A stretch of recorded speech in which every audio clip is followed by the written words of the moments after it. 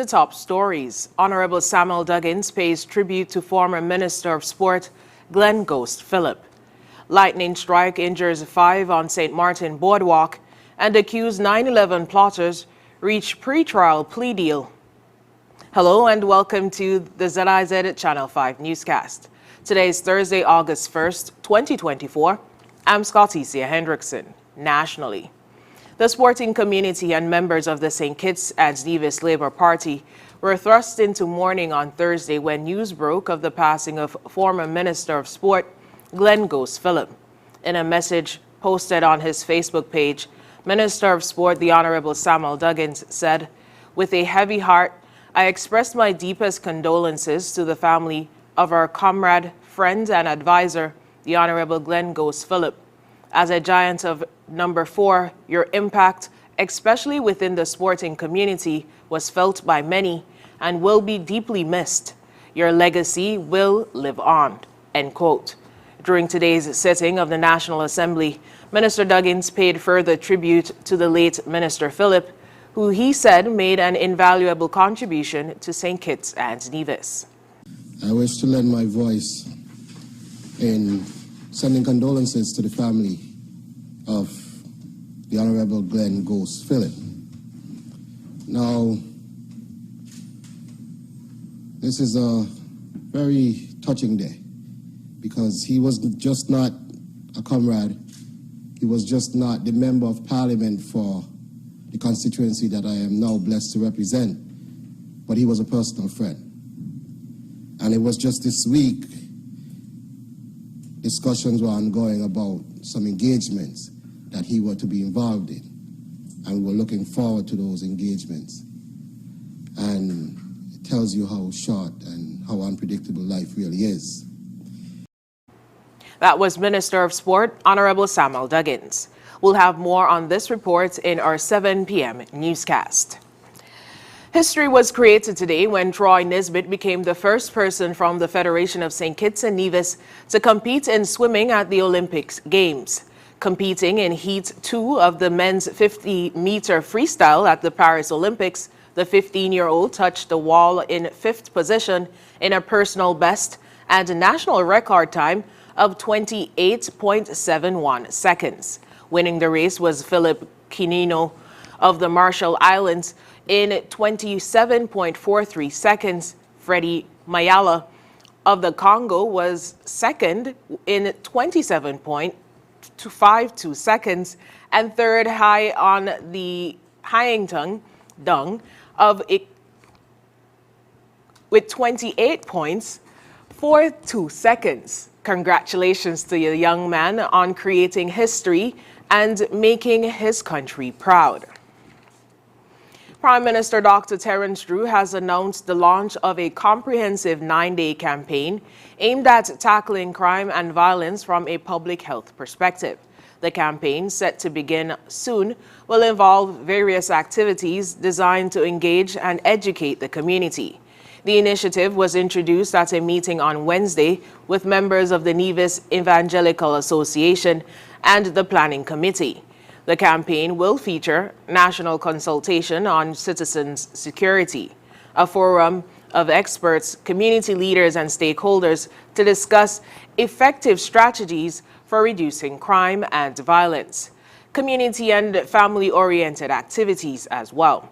Events aimed at promoting unity and support within neighborhoods and families to foster a culture of peace.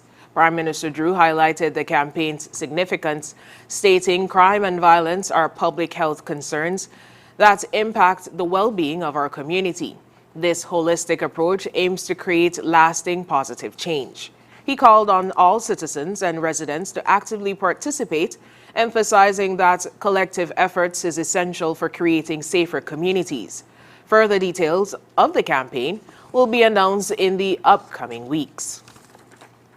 The Premier's ministry has declared today, Thursday, August 1st, 2024, as a public half-holiday on Nevis. Deputy Governor General Her Ex-Honor Hailita Liburd, OBE, MH, announced that on the advice of the Nevis Island Administration, or NIA Cabinet, the island will observe a half-holiday today starting at 12 noon to celebrate the Junior Cultural Street Parade. Residents and businesses are advised to take note of the half-holiday and adjust their schedules accordingly.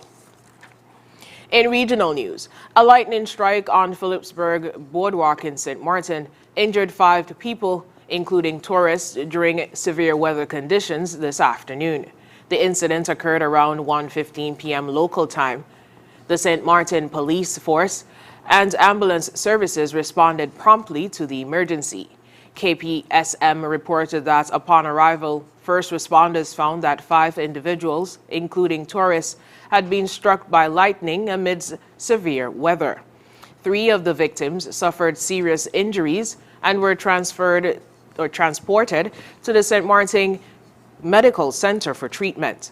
The remaining 2 individuals sustained minor injuries and did not require hospitalization. Medical attention was provided at the scene immediately. In response to the incident, KPSM issued a public safety warning urging people to exercise caution during adverse weather, particularly with significant lighting activity. It is critical to seek shelter indoors and avoid open areas to reduce the risk of lightning strikes, the police advised. The St. Martin Police Force extended their sympathy to the affected individuals and their families, stating, quote, "Our thoughts are with the injured and their families during this difficult time. We will continue to monitor their conditions and offer support," end quote. Authorities are closely monitoring the situation as weather conditions remain unstable. Residents and visitors are advised to stay updated through local news and adhere to guidance from the St. Martin Met Department. In international news, 3 men accused of orchestrating the September 11, 2001 terrorist attack have entered into a pretrial plea agreement, according to the U.S. Department of Defense. Khalid Sheikh Mohammed, Walid Mohammed Sail, Mubarak bin Atash, and Mustafa Ahmed Adal Hawasi have been held at Guantanamo Bay without trial for years.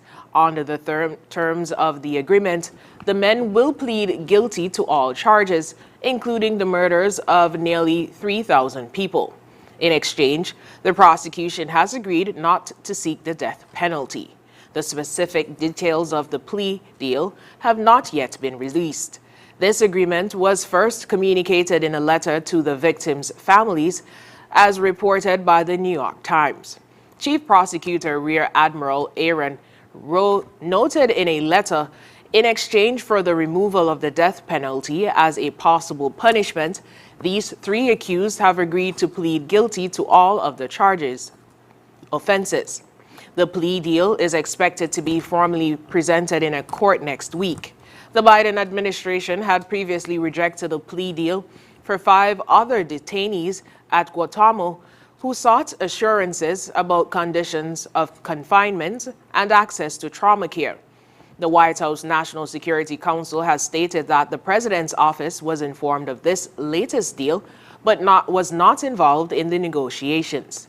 Khalid Sheikh Mohammed, known as KSM, is considered the mastermind behind the attacks, which involved hijackers crashing planes into the World Tower Center, the Pentagon, and a Pennsylvania field after passengers intervened.